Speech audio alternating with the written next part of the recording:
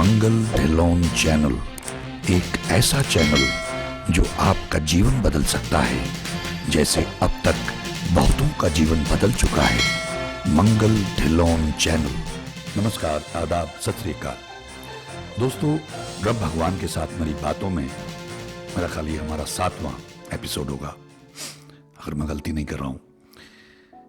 ये मैंने कहा था एक एपिसोड में कि जब भी कभी मैं डगमगाने लगा या मैं उदास हुआ तो ईश्वर ने किसी न किसी रूप में आके मुझे हौसला दिया, मेरी बाह पकड़ ली, मुझे जवाब दिया। जब मैंने प्रार्थना की रो पीट के, वो ढीठ बच्चे की तरह, मैं कहीं जाके बैठ जाता था एक कोने में, ईश्वर को उलाहने देता था या उससे प्रार्थना करता था। तो एक घटना, ये भी न्यूयॉर्क की घटना है। मैं अपनी फिल्म लेके आया था प्रकाश तो प्रकाश तक, a day at the golden temple, दरबार साहब की 24 घंटे की मर्यादा। तो वो हमने एक गुरुद्वारा में दिखाने न्यूयॉर्क में। तो अच्छा, वो फिल्म डॉक्यूमेंट्रीज है नॉर्मली तो। अब खालसा में तो बहुत एक्शन था, जंगें थी, बहुत जोशीली बातें थी, बहुत अच्छे जोश वाले शब्द थे, तो लोग बड़ा इंटरेस्ट लेते थे। लेकिन ये बहुत स्मूथ चलने वाली एक डॉक्यूमेंट्री थी, 24 घंटे की मर्यादा दिखानी है। अभी बड़ा मुश्किल था कि 1.5 घंटे में आप 24 घंटे की मर्यादा कैसे दिखाएं। एडिटिंग आप करेंगे तो उसमें लगेगा गैप है। तो मेरी प्रार्थना थी ईश्वर से कि पापू आप एडिटिंग करवाएं, आप उस फिल्म को देखें तो आपको पता नहीं लगेगा 24 घंटे बीत गए। ऐसी एडिटिंग करवाइए कि वो लगता है आपने सारा ही देख लिया है, सारी सेवाएं देख ली हैं और पूरा आपने 24 घंटे देख लिए हैं। जब मैंने पहली बार वो हमारे सिंह साहबान को दिखाई, जिन्होंने अप्रूवल देनी थी, तो उन्होंने मेरा बड़ा धन्यवाद किया। तो मैंने कहा आप लोग मेरा धन्यवाद क्यों कर रहे हैं? तो उन्होंने कहा भाई आपकी मेहरबानी से हम लोगों ने भी 24 घंटे की मर्यादा देख ली, वरना हम लोग अपनी अपनी ड्यूटी करने जाते हैं, करके आ जाते हैं, तो हमने 24 घंटे की मर्यादा कभी नहीं देखी। और मेरा ख्याल बहुत बिरले सिख होंगे जिन्होंने 24 घंटे की मर्यादा देखी होगी। तो इसलिए वो भी ईश्वर ने मुझे गाइड करके मुझसे वो फिल्म बनवाई। वो भी कभी घटनाक्रम में बताऊंगा कैसे ईश्वर मुझसे बनवाते थे, कैसे मुझे सब्जेक्ट देते थे। एक बार मैंने उसका जिक्र किया था। तो ये फिल्म जब मैं लेके गया तो उस छोटा सा गुरुद्वारा था एक न्यूयॉर्क में, मेरा ख्याल क्वींस में है कहीं वो। तो उस गुरुद्वारे में किसी बाबा जी उसके इंचार्ज थे। तो उन्होंने अपनी बाबाओं के गुरुद्वारों में अपनी व्यक्तिगत संगत होती है, इनके जो स्पेशल उनके साथ लोग जुड़े होते हैं, जिनका भला हुआ होता है तो वो जुड़ जाते हैं। फिर वो अपना एक गुरुद्वारा बनाए तो वहाँ लोग आने लगते हैं। तो संगत आगे, छोटा सा गुरुद्वारा था तो तकरीबन भर गया वो। तो हमने वहीं, गुरु साहब का प्रकाश था और वहीं वो फिल्म शुरू कर दी, दीवार पे एक बड़े टीवी की तरह, क्योंकि उसमें स्क्रीन लगाने की भी जगह नहीं, स्क्रीन हमारी काफी बड़ी होती थी। तो दीवार के ऊपर हमने प्रोजेक्ट की, तो फिल्म शुरू कर दी। लेकिन जो एटीट्यूड था प्रबंधकों का, लोगों को जल्दी रहती है, देर से आएंगे, जल्दी जाना, लोगों को पहुंचना, टाइम का बड़ा वहां कॉन्स्ट्रेंट होता है। तो मैं उनसे बड़ा खुश नहीं था। पहले तो इस बात पर उन्होंने कहा कि भाई गुरुद्वारे में आप कैसे दिखाएंगे, फिर कहने गुरु ग्रंथ साहब का प्रकाश ऐसे कैसे दिखाएंगे। तो मैंने इन्हीं के बारे में तो है, क्या दिक्कत है, फिल्म तो इसका एक माध्यम है, पर्दे पे दिखाएं, लेकिन दिखा तो इन्हीं को रहे हैं। तो एक तो वो, तो जनरल एटीट्यूड से मैं उनके खुश नहीं था। मुझे कुछ गलत फहमियां रही कि भाई लोग, ऐसा काम हमारे सिख कौम में और किसी ने किया नहीं है, तो ईश्वर ने मुझसे करवाया है।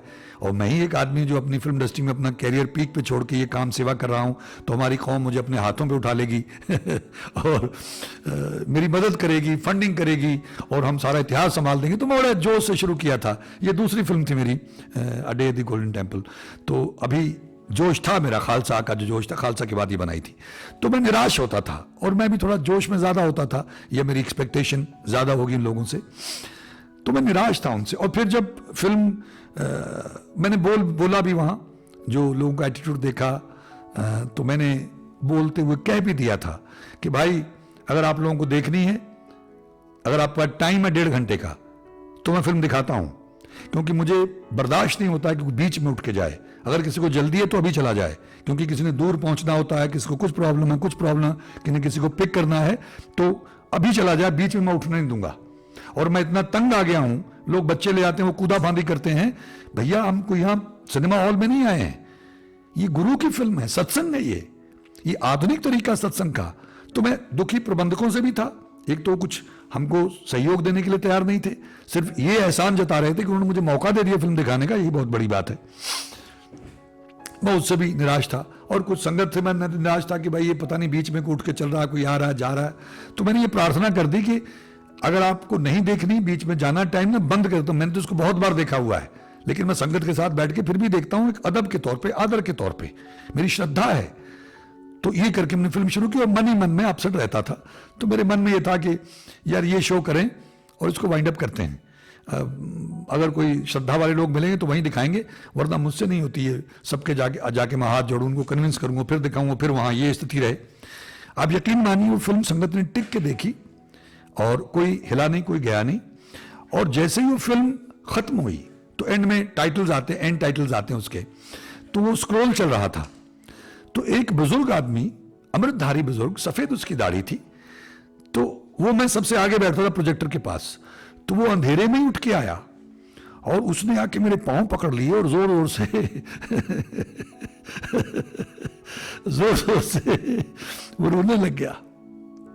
मैं उसे अपने पांव छुड़ा रहा था कि बाबा छोड़ो, क्या कर रहे हो बाबा, क्या कर रहे हो बाबा, मेरे पांव छोड़ो। तो कहने लगा, बेटा मुझे मालूम है तुझे तकलीफ होती होगी, मुझे मालूम है तुम इन लोगों से निराश हो, हम तो मूर्ख लोग हैं, हमारी कौम को तुम्हारी जरूरत है। इन मूर्खों का गुस्सा मत किया करो, इनको मालूम ही नहीं है तुम क्या सेवा कर रहे हो। इसकी जरूरत है हमको आज इस मॉडर्न युग में टेक्नोलॉजी के जरिए प्रचार करने की। हम लोग तो यहाँ निहत्थे हैं, अपने बच्चों को दिखाने के लिए हमारे कुछ है ही नहीं ना हमने कुछ बनाया है। बेटा मुझसे वादा करो, मैं तुम्हारे पाँव नहीं छोड़ूंगा, मुझसे वादा करो कि आज के बाद तुम कभी ऐसा नहीं कहोगे कि मैं बंद कर दूंगा, मैं छोड़ दूंगा, ये सेवा बंद कर दूंगा। मुझसे वादा करो तुम कभी बंद नहीं करोगे। तो मैंने बड़ी मुश्किल से अपने पांव छुड़ाए उस बाबा से और उनसे कहा, बाबा मुझे माफ कर दो, मुझे नहीं मेरा गुरु छोड़ने देगा, ये भी वो तुम्हारे जरिए मुझे कह रहा है। मैं जब भी कभी भागने की कोशिश करता हूं तो कोई ना कोई ऐसी घटना करता है कि मेरा इरादा फिर बदल जाता है, कि वो मुझे ऐसे एहसास दिलाता है। आज के आपके जरिए मुझे वो कह रहा है कि छोड़ने की बात मत करना, नहीं छोड़ के जाना। आप मेरे पाँव नहीं छोड़ रहे हो तो मैं आपसे वादा करता हूं कि मैं नहीं छोड़ के जाऊंगा। ये बापू कह रहे हैं, आप नहीं कह रहे हैं। वो आपसे, उन्होंने आपको इतना भाव विह्वल कर दिया कि आपने आके मुझे पाँव पकड़ लिए मेरे अंधेरे में ही, और फिर संगत इकट्ठी होगी और सबने मुझसे कहा कि नहीं नहीं हम माफी चाहते हैं, आप ये बंद मत करिए, इसकी बहुत जरूरत है। तो इस तरह से गुरु आपको जवाब देता जहां भी मैं निराश हुआ। अब इसी के साथ एक घटना, मैं फ्रेस्नो में अपनी फिल्म दिखा के, तो वहां एक चरणजीत सिंह बाठ हैं, वो हमारे ग्रेप किंग हैं, उनका एक, अब उन्होंने गुरुद्वारा बनाया अपनी जगह पे, तो उनका गुरुद्वारा कहा जाने लगा, गुरुद्वारा तो गुरु का है। तो उनके यहाँ संगत आई, तो ये खालसा के वक्त की बात है मेरा ख्याल। तो इंटरवल में लोग भाग पड़े लंगर खाने के लिए, और संगत भी उतनी नहीं थी जितनी मैं चाहता। तो मैं वैसे भी निराश था कि संगत बहुत कम है, और दूसरा ये है कि देखो उनको लंगर खाने की बड़ी जल्दी है, और ये नहीं है कि चलो फिल्म देख लें फिर इनको घर जाने की जल्दी होती है। तो मैं वहां ऐसे उदास खड़ा था। आप यकीन मानिए, किसने मेरा हाथ पकड़ा के नीचे से और मैं ऐसे ही गुरु ग्रंथ साहब की तरफ देख के मन में सोच रहा था कि बापू तेरे से कैसे हैं, इनको ये जो रूह का लंगर है, जो ज्ञान का लंगर है, इसकी इतनी जरूरत नहीं महसूस होती, इनको पेट वाले लंगर की ज्यादा चिंता रहती है, उसी के लिए भाग खड़े होते हैं कैसे लंगर के लिए, कि जैसे ही इसका इंटरवल आने वाला था उसके बीच में ही भाग लिए लोग उठ के लंगर खाने के लिए। खैर मैं ये खड़ा था तो मिस्टर बाट खड़े थे, कुछ और लोग, तो खैर हाँ सॉरी मैं भूल रहा हूं। तो उसके बाद लोग आए, उन्होंने फिल्म देख ली और फिल्म देख के उसके बाद चले गए लोग। तो कुछ लोग रह गए और मैं ऐसे उदास खड़ा था कि यार देखो इन लोगों ने कैसे लंगर की, इनको कितनी चिंता है, और ख्याल मेरे वही थे।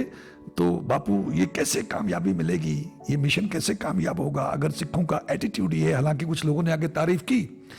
तो उसी वक्त इसने मेरा आगे हाथ पकड़ा नीचे से, तो मैंने इसे नीचे देखा तो वहां एक बच्चा खड़ा था छोटा सा, मेरा ख्याल होगा वो कोई 5 साल का बच्चा होगा, इसके आसपास ही उसकी उम्र थी। तो ऐसे ऊपर मेरी तरफ देख रहा था और मुझसे कह लगा, अंकल जी मुझे आपकी फिल्म बहुत पसंद आई, आई लव्ड इट, और आप इसको फिर दिखाइएगा, आप बहुत बढ़िया सेवा कर रहे हैं। ऐसा वो पंजाबी में बोला, थोड़ा सा इंग्लिश के वर्ड उसने इस्तेमाल किए।